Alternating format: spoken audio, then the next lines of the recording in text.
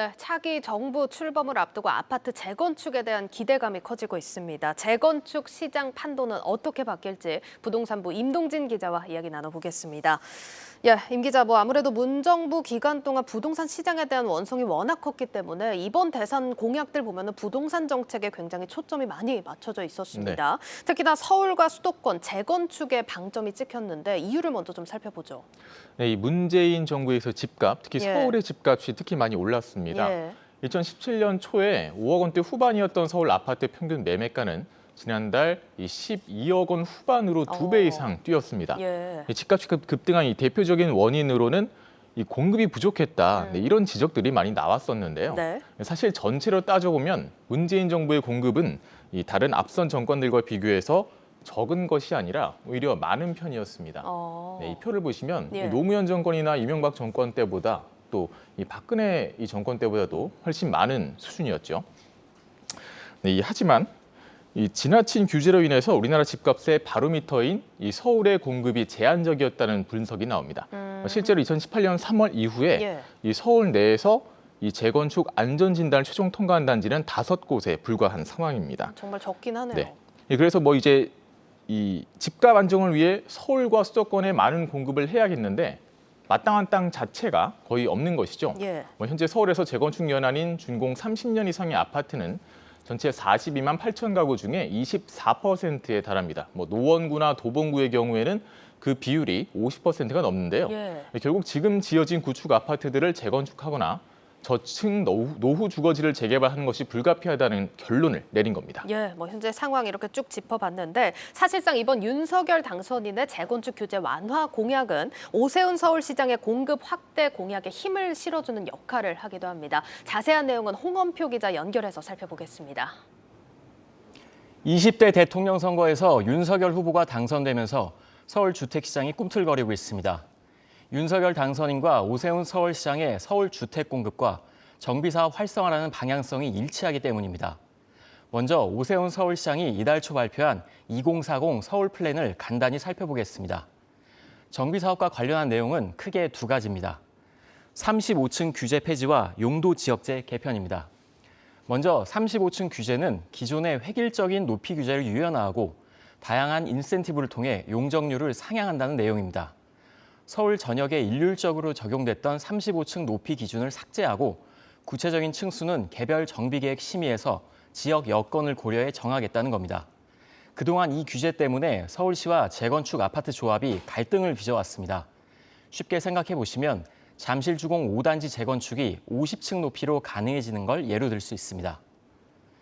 용도지역제는 산업화 시절 정해진 오래된 제도를 2022년에 맞게 바꾸겠다는 내용입니다.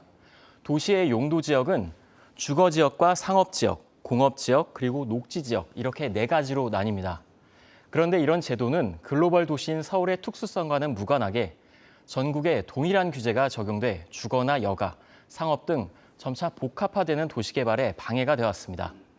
서울시가 도입하는 새로운 용도지역 제도는 용도 도입에 자율성을 부여하고 복합적인 기능 배치를 가능하게 하는 것입니다. 예를 들어 편의시설이 부족한 주거 밀집 지역에 상업 기능을 추가하기 위한 용도 지역을 부여하는 방식입니다.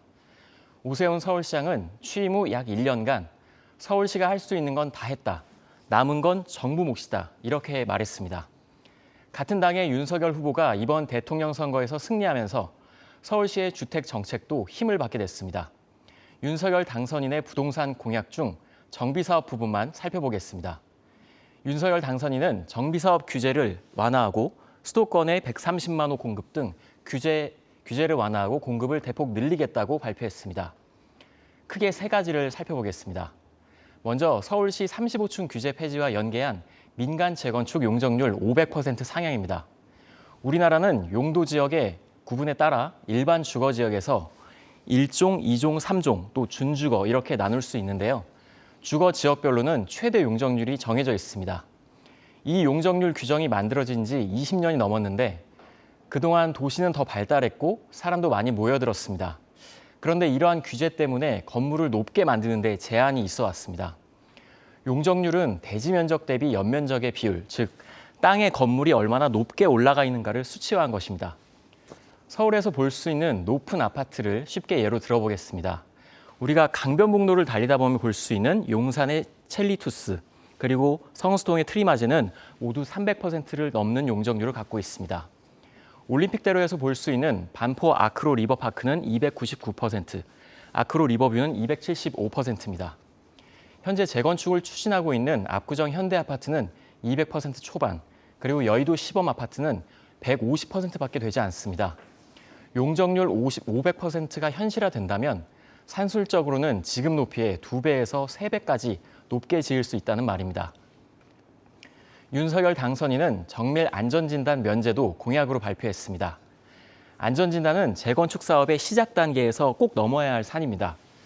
그동안은 30년이 넘은 아파트도 충분히 안전하다 이런 이유로 안전진단을 통과를 못해 재건축 사업이 지연돼 왔습니다. 특히 지난 2018년 문재인 정부가 안전진단을 강화하면서 많은 재건축 사업에 브레이크가 걸렸는데요. 윤석열 당선인은 안전진단 평가 항목 중 구조 안전성 비중을 낮춰서 재건축 활성화를 유도할 것으로 보입니다. 끝으로 재건축 초과이익 환수제 완화입니다. 이 제도는 노무현 정부 때 만들어졌습니다. 하지만 이명박, 박근혜 정부 때는 법 시행이 유예되다가 문재인 정부 들어서 다시 부활했습니다. 초과이익 환수제는 흔히 강남권 재건축의 사업의 걸림돌로 꼽힙니다. 분담금을 많이 내야 하기 때문인데요. 재건축 후 초과이익의 최대 50%를 세금으로 내야 합니다. 그렇기 때문에 조합원들이 이 사업 추진을 놓고 골머리를 앓았습니다. 만약 이 초과이익 환수제를 완화한다면 막혀있던 재건축 사업이 굉장히 활발해질 것으로 보입니다.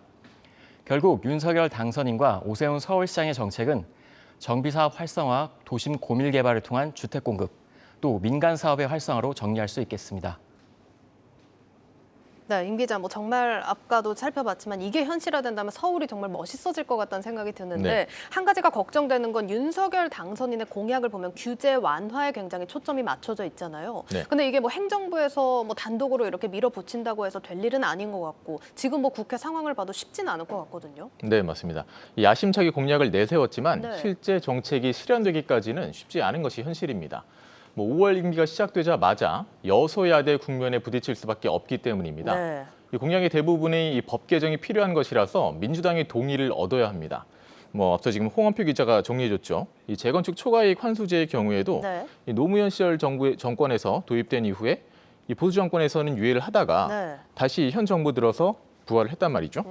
따라서 특히 민주당의 협조를 이끌어내기가 쉽지 않은 상황입니다. 예. 정부의 재량만으로 할 수 있는 조치들도 물론 있는데요. 안전진단 기준 완화는 국토부 시행령만 고치면 가능하기 때문에 빠른 시일 내에 가능한 부분입니다. 하지만 올해 지방선거가 남아있는 만큼 서둘러 밀어붙일 수는 또 없는 상황입니다. 예, 이런 가운데 한 가지 짚어볼게. 민주당이 반대하는 가장 큰 이유는 역시나 집값입니다. 그런데 윤석열 당선인도 재건축 규제 완화하고 공급 늘려서 집값 안정시키겠다 이런 입장이잖아요. 네. 그러니까 어떤 한 가지 사안을 두고 결과를 다르게 예측을 한다는 건데 이 부분 좀 어떻습니까? 이거 같은 경우는 이 집값의 불쏘시개가 될 수 있다는 지금 우려를 하고 있는데 그렇죠, 예. 사실 민주당의 경우는 이 태생적 자체로 이런 이 집값에 대한 안정을 가져갈 수밖에 없는 부분이고 예. 또 이 보수 정권 같은 경우는 그 부분에 더 조금 더 완화해주는 그런 경향이 있기 때문에 네. 이런 해석도 나올 수 있는 부분인 것 같은데요. 네, 예, 그렇죠. 네 맞습니다. 얘기 더 들어보죠. 네, 그 다음에 이제 이 노원구나 이 일기 신도시 같은 경우를 살펴보면은. 예. 지금 이제 연락을 제가 좀 해봤습니다. 그랬더니 이 공인중개사 사무소에서 얘기를 들어보니까 이미 이제 매물을 다시 회수하고 있다. 이런 얘기를 하더라고요. 예. 또 이제 그동안 문의조차 없었던 매물들도 대선 이후에 지금 많이 팔려나가고 있다고 하는데요. 예. 아무래도 시장이 이렇게 들썩이면 아파트 값은 상승 압력을 받을 수밖에 없습니다. 다만 다수의 전문가들은 단기적인 상승은 있더라도 재건축 외에도 대규모 공급이 이루어지면서 시장이 점차 안정을 찾을 것이라고 진단하고 있습니다. 윤지혜 부동산 114 아래 수성연구원의 말을 들어보겠습니다. 대규모 공급 확대를 위해서는 필연적으로 대규모 개발과 토지 보상 등이 뒤따르기 때문에 단기적으로 집값이 안정되기는 어려운 상황입니다. 다만 원활한 공급량이 확인될 경우 수요층 심리가 안정되면서 중장기적으로는 안정세에 진입할 수 있습니다. 예, 그럼 이쯤에서 실제 현장 분위기는 어떤지 한번 살펴보겠습니다. 구체적으로 어떤 단지들의 수혜가 예상되는지 부동산부 김원규 기자가 전해드립니다. 서울의 대표적인 재건축 추진단지인 목동 신시가지 아파트. 윤석열 대통령 당선으로 재건축 안전진단 기준이 완화될 것이란 기대감에 매물을 거둬들이고 있습니다. 잠잠하다가 대선 직후에 좀 문의가 많아졌어요. 집을 내놨다가 다시 거둔 사람들도 있고. 총 14개 단지 가운데 정밀 안전진단을 앞두고 있는 13개 단지는 호재를 만났다는 분위기입니다. 노원구 상계주공 1에서 16단지 역시 정밀 안전진단에 적극 나설 것으로 보입니다. 서울뿐 아니라 분당 일산 등 1기 신도시도 재정비 사업 바람이 불고 있습니다. 윤석열 당선인이 1기 신도시 재정비 특별법 제정으로 공약을 내건 만큼 앞다퉈 리모델링을 추진하고 있습니다. 실내로 일산의 문촌마을 16단지와 강선마을 14단지는 리모델링 조합 설립을 최근 신청했습니다. 이런 분위기를 반영해 리모델링 추진 단지는 물론 주변 집값도 덩달아 뛰고 있습니다. 정비사업 규제 완화를 약속한 차기 정부의 출범을 맞춰 주요 재건축 단지들도 활기를 띨 전망입니다. 지난 정부에서 발생했던 여러 가지 문제점의 근원은 공급 부족이라는 인식이 강하고 그걸 해결할 수 있는 방안은 서울의 공급을 늘리는 건데 어쨌든 정비사업, 재건축 재개발이 주요한 방안일 수밖에 없는 거죠. 집값 상승의 원인으로 지목돼 온갖 규제로 재건축 사업이 꽉 막혔지만 정권 교체로 숨통이 트인 셈입니다. 다만 재정비 사업 특성상 적지 않은 시간이 걸리는 점은 조합원이나 투자자들이 유념할 필요가 있습니다. 한국경제TV 김원규입니다. 네, 해당 구역들의 기대감이 일고 있는 모습 또 확인을 해봤는데 앞서 전문가 분석에서 단기적인 상승은 있더라도 장기적으로는 안정을 찾아갈 거다. 이런 조언 좀 참고를 해보셔야겠습니다. 자, 임 기자, 재건축 말고도 양도세나 종합부동산세 개편도 좀 예고가 되고 있지 않습니까? 이 부분도 한번 짚어보죠. 네, 사실 이 시장 변화에 대한 투자 전략도 상당히 궁금하실 텐데요. 네. 조세 부분, 방금 말씀하신 조세 부분을 완화한다고 해도 그것을 완전 제로로 완전히 없앨 수는 없는 상황이고요. 그렇죠. 또 이미 집을 가진 사람들이나 수요자들이 지난 몇 년간 충분한 경험을 한 것이 언제든 정권이 바뀔 수 있고 또 규제도 강화될 수 있다는 겁니다. 네. 따라서 전문가들은 내재 가치나 미래 가치가 높은 주택을 최소한의 수로 보유하는 이른바 똘똘한 한 채 전략이 이번에도 유효하다. 네. 이런 의견들이 많습니다. 이와 관련해서 이은영 대한건설정책연구원의 이 책임연구원 말을 들어보겠습니다. 최근 5년간의 학습 효과가 있기 때문에 만약에 향후 부동산 규제 완화가 이루어지더라도 기존의 다주택자였던 분들이 주택을 매도한 다음에 이 금액을 가지고 좀 더 좋은 한 채, 즉 세간에서 똘똘한 한 채라고 불리우는 더 상급지나 해당 지역의 대장주로 수요가 이동할 가능성을 배제할 수 없다고 생각합니다.